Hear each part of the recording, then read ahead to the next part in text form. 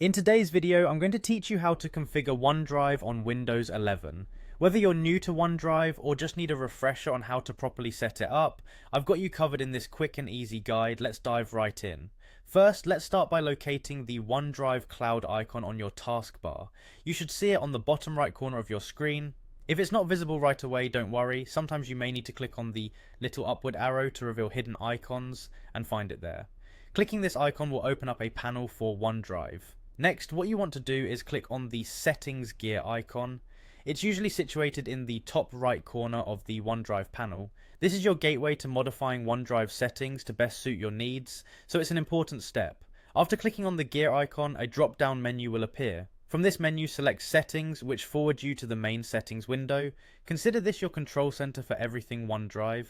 Now in the settings window, switch to the Account tab. This tab will show you all the accounts linked to your OneDrive and let you see the details. It's essential to verify which account you're syncing, especially if you use multiple accounts for work or personal use.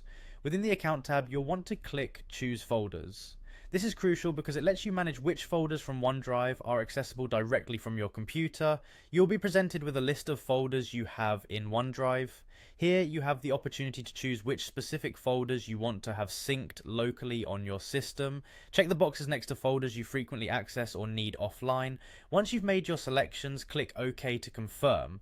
This action ensures that your preferred folders are synced, allowing you to access them even without an internet connection.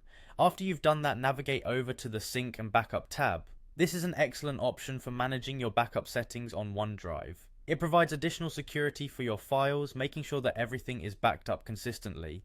In this tab, you will find an option labeled Manage Backup. Give that a click and a new window will appear.